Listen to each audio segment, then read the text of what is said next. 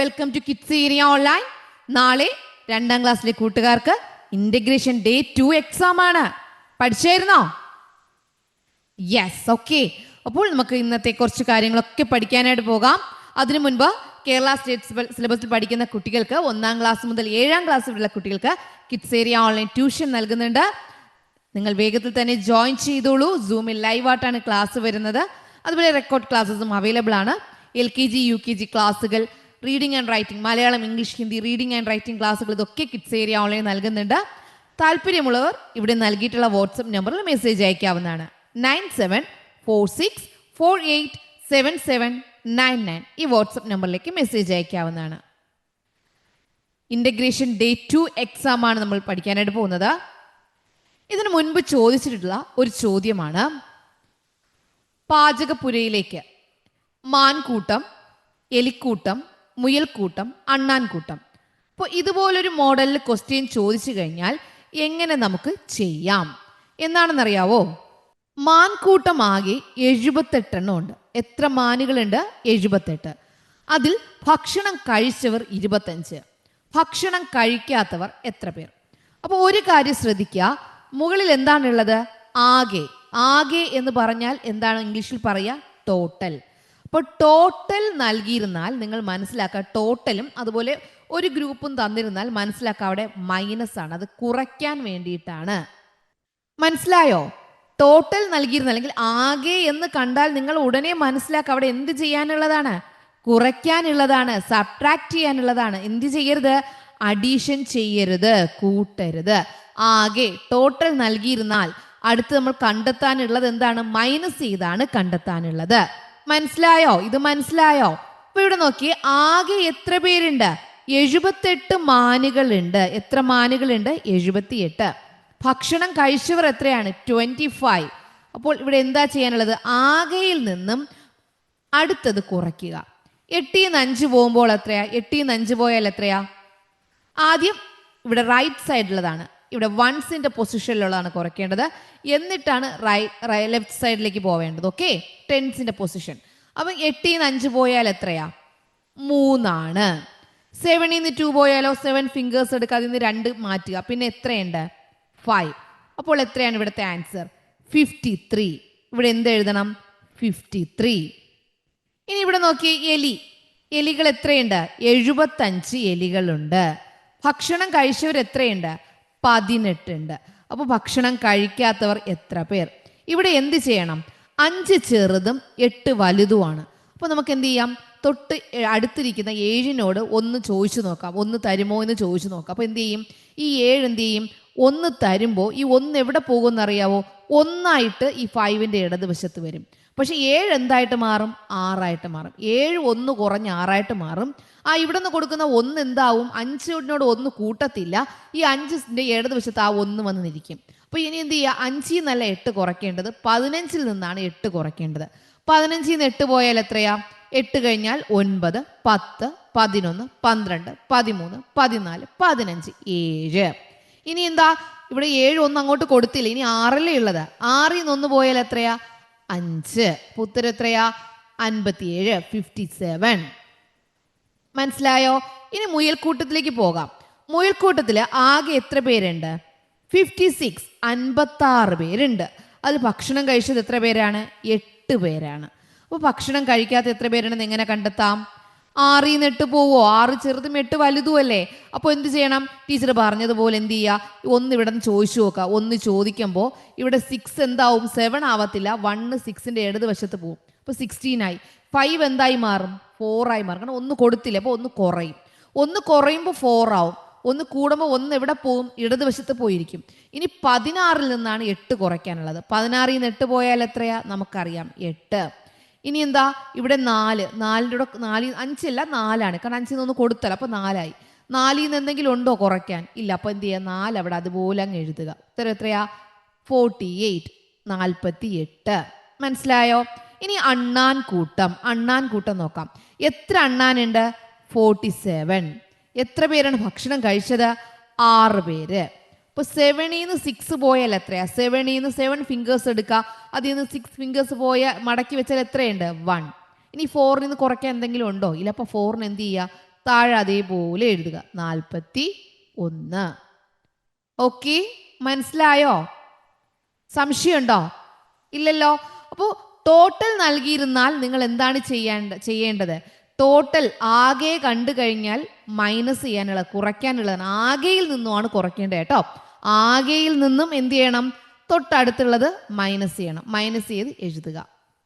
Okay, minus ചെയ്യാൻ മനസ്സിലായല്ലോ? Subtract ചെയ്യാൻ, കുറയ്ക്കാൻ മനസ്സിലായല്ലോ? അപ്പൊ ഇങ്ങനെ ഒരു കണക്ക് വന്നാൽ ചെയ്യില്ലേ? യെസ്. അപ്പൊ നമുക്ക് അടുത്തതിലേക്ക് പോകാം. ഡയറി എഴുതുക. ഇപ്പോൾ ആനമൂപ്പനും അണ്ണാനും എവിടെ പോയിരിക്കുകയാണ്? നമ്മുടെ രാജാവിൻ്റെ പൂന്തോട്ടത്തിൽ പോയി, ആണല്ലോ. അപ്പോൾ ഇവിടെ എലി ഡയറി എഴുതുന്നതിനെ കുറിച്ചാണ് പറയുന്നത്. എലി എന്താണ്? എലി കേശൻ രാജാവിൻ്റെ പൂന്തോട്ടത്തിൽ പോയതും അവിടെ സുഗന്ധമുള്ള ചെടി കണ്ടതും അതൊക്കെ നമുക്ക് ഓർമ്മയിടാൻ നമ്മൾ എഴുതിയല്ലേ. അപ്പോൾ ആനമൂപ്പനും അണ്ണാനും കൂടെ കേശൻ രാജാവിൻ്റെ പൂന്തോട്ടത്തിൽ ചെടി പറിക്കാൻ വന്നു. എന്നാൽ അവിടെ അണ്ണാൻ കണ്ടതും ചെടി പറിക്കാൻ പോയതും മണം കണ്ടെത്തിയതും അതൊക്കെ ചേർത്തിട്ട് അണ്ണാനാണ് ഡയറി എഴുതുന്നതെങ്കിൽ എങ്ങനെ എഴുതാം? ഡയറി എങ്ങനെ എഴുതുക? ആദ്യം എന്താണ് ചെയ്യാനുള്ളത്? ഡയറിയിൽ എഴുതുമ്പോൾ ഏത് ദിവസമാണ് എഴുതുന്നതെന്ന് എഴുതുക. ഇപ്പോൾ എന്നാണ് എഴുതുക? 17-ാം തീയതിയാണ് എഴുതുന്നതെങ്കിൽ 17/12/2024. ദിവസം ഏതാണ്? ചൊവ്വാഴ്ച എഴുതുന്ന ഡയറിയാണ്. നിങ്ങൾ സ്കൂളിൽ ഡയറി എഴുതുന്നതല്ലേ? ഇനി ഇന്ന് ഞാൻ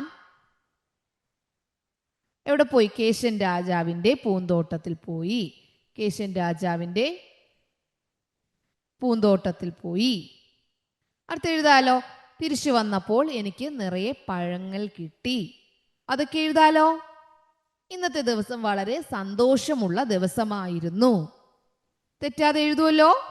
ഇന്നത്തെ ദിവസം വളരെ സന്തോഷമുള്ള ദിവസമായിരുന്നു. അപ്പൊ ഇങ്ങനെ എഴുതുന്നതാണ് ഡയറി. ഇന്നത്തെ ദിവസം എന്തൊക്കെയാണ് നടന്നത്? അപ്പോൾ അണ്ണാനാണ് പോകുന്നതെങ്കിൽ അണ്ണാൻ അന്നത്തെ ദിവസം എന്തൊക്കെയാണ് ചെയ്തത്? അപ്പോൾ അത് ഞാനെന്ന് പറഞ്ഞിട്ട് ഞാൻ ചെയ്യുന്നതായിട്ട് എഴുതുക. അപ്പോൾ ഡയറി എഴുതാൻ എല്ലാവർക്കും മനസ്സിലായല്ലോ? തെറ്റിക്കില്ലല്ലോ? ഡയറി എഴുതാൻ എല്ലാവർക്കും ക്ലിയർ ആയിട്ട് അറിയാലോ? യെസ്. അടുത്ത് നോക്കിയേ, കലണ്ടർ. ശ്രീഹരിയുടെ പിറന്നാൾ ഡിസംബർ 11-നാണ്. പിറന്നാൾ ഏത് ദിവസമാണ്? അപ്പോൾ ബർത്ത്ഡേ 11-നാണ്. ഡിസംബർ 11-ന് ബർത്ത്ഡേ ആണ്. അപ്പോൾ ഡിസംബർ 11 ഏത് ദിവസമാണെന്ന് കണ്ടെത്തണം. നമുക്കറിയാം ഡിസംബർ 11 എവിടെയാണെന്ന് നോക്കുക. ഡിസംബർ 11 എവിടെയാണ്? ഇതാണ് December 11.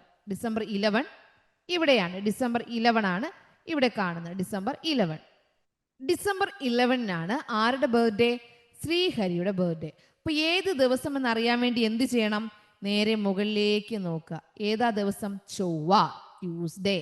Okay, Tuesday. Tuesday. English മീഡിയംകാർ ട്യൂസ്ഡേ എന്ന് എഴുതുക, മലയാളം മീഡിയംകാർ ചൊവ്വ എന്ന് എഴുതുക. 21-നാണ് ബർത്ത്ഡേ എങ്കിൽ ഏത് ദിവസമായിരിക്കും? നേരെ മുകളിലേക്ക് പോവാ, വെള്ളി, ഫ്രൈഡേ. 29-നാണ് ബർത്ത്ഡേ എങ്കിൽ ഏത് ദിവസമായിരിക്കും?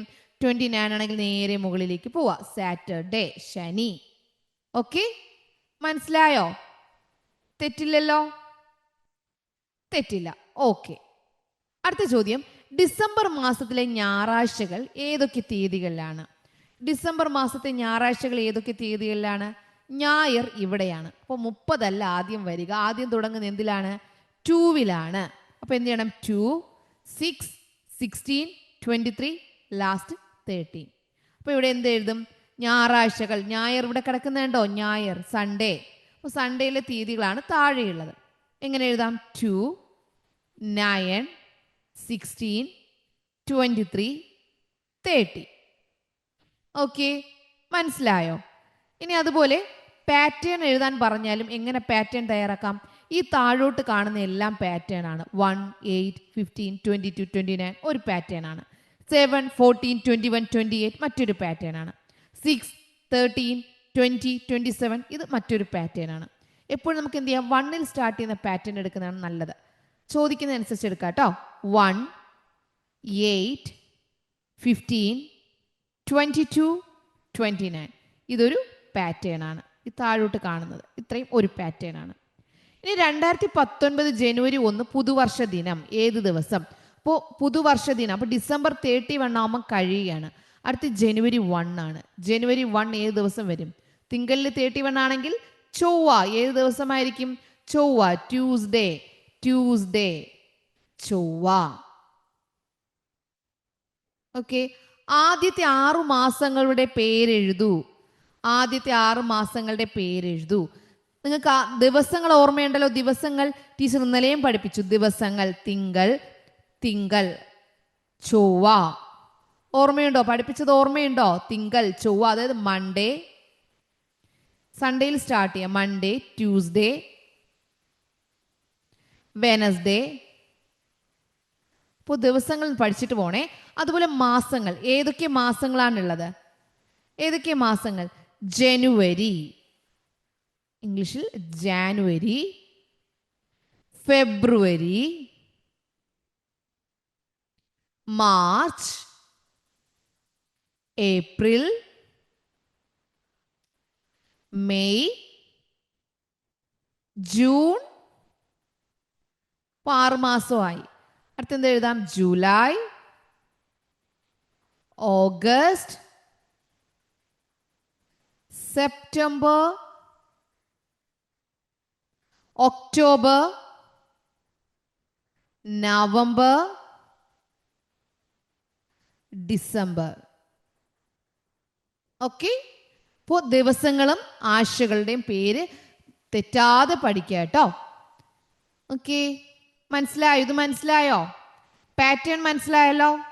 യെസ്. വരികൾ കൂട്ടിച്ചേർക്കാം. ഇവിടെ നോക്കിയേ. സിംഹരാജന്റെ പിറന്നാളിന് ജീവികളെല്ലാവരും ഒത്തുകൂടി കൂട്ടമായി പാട്ടുപാടി. ആരൊക്കെയാ വന്നേ? കുരങ്ങൻ, തത്ത, അണ്ണാൻ, മയിൽ, മുയൽ ഇവരൊക്കെ കാണുന്നുണ്ടേ.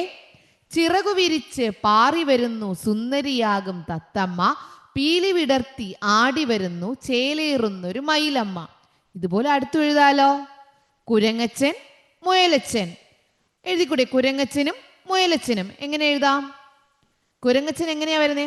മരങ്ങൾ തോറും ചാടി വരുന്നു സുന്ദരനാകും കുരങ്ങച്ചൻ. അല്ലെങ്കിൽ മറ്റു വാക്കുകൾ എന്തെങ്കിലും കൊടുക്കാം. നമ്മുടെ മുയൽ എങ്ങനെയാ വരുന്നേ? കൈകൾ ഉയർത്തി ചാടി വരുന്നു കേമനാകും മുയലച്ചൻ. ഇങ്ങനെയൊക്കെ എന്ത് ചെയ്യാം? എഴുതാം. അപ്പോൾ വരികൾ കൂട്ടിച്ചേർത്ത് എഴുതാൻ നല്ലതുപോലെ അറിയാലോ. ആവർത്തിച്ച് വരുന്നത് എന്താണെന്ന് നോക്കുക. ഒരുപോലെ വരുന്നത് എങ്ങനെയാണ് അത് വരുന്നത്? ഇപ്പൊ ചിറകു വിരിച്ച് പാറി വരുന്നു, പീലി വിടർത്തി ആടി വരുന്നു, പാറി വരുന്നു, ആടി വരുന്നു, തത്തമ്മ, മയിലമ്മ, സുന്ദരിയാകും ചേലേറുന്നൊരു. ആ ഒരു താളത്തിനനുസരിച്ച് എന്ത് ചെയ്യണം? നമ്മൾ എഴുതണം. ഓക്കെ, അപ്പൊ വരികൾ കൂട്ടിച്ചേർത്ത് എഴുതാൻ മനസ്സിലായല്ലോ. അടുത്ത് ചോദിക്കാവുന്നൊരു ചോദ്യമാണ് ശുചിത്വം. ശുചിത്വം നമുക്ക് എങ്ങനെയെല്ലാം ചെയ്യാം? നമ്മൾ ഫസ്റ്റ് ടൈമിൽ പഠിച്ചു ശുചിത്വം. എങ്ങനെയാ ശുചിത്വം ചെയ്യാം? ശുചിത്വത്തിനായിട്ട് നമുക്ക് എന്തൊക്കെ ഉപകരണങ്ങൾ വേണം? എന്തൊക്കെ ഉപകരണങ്ങൾ വേണം? മോപ്പ് വേണം, ചൂല് വേണം, ചൂൽ വേണം, മൺവെട്ടി വേണം, അല്ലെങ്കിൽ തൂമ്പ വേണം. ഇനി എന്തൊക്കെയാ വേണ്ടേ? മോപ്പ് വേണം, ബ്രഷ് വേണം. ഇതൊക്കെ നമുക്ക് എന്താണ്? ശുചീകരണ ഉപകരണങ്ങളായി എഴുതാം. ഇനി പ്രധാനമായിട്ടും പരിസരം മലിനമാകാതിരിക്കാൻ എന്തൊക്കെ ചെയ്യാം? പരിസരം ശുചിത്വത്തിനായിട്ട് നമുക്ക് എന്തൊക്കെ ചെയ്യാൻ കഴിയും? എന്തൊക്കെ? അല്ലെങ്കിൽ ഒരു പോസ്റ്റർ തയ്യാറാക്കുക. എങ്ങനെ ചെയ്യാം? ശുചിത്വത്തിനായിട്ട് നമുക്ക് എന്തൊക്കെ ചെയ്യാം? ചപ്പുചവറുകൾ വലിച്ചെറിയരുത്.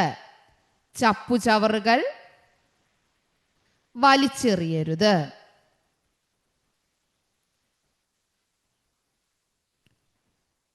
വേറെ എന്താ? പൊതുസ്ഥലങ്ങളിൽ മൂത്രമൊഴിക്കരുത്.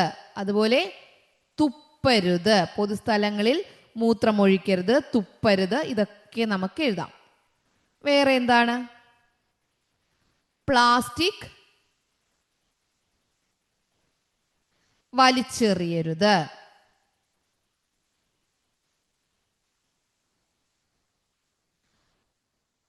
അടുത്തെന്ത് എഴുതാം? മലിനജലം കെട്ടി നിൽക്കാൻ അനുവദിക്കരുത്.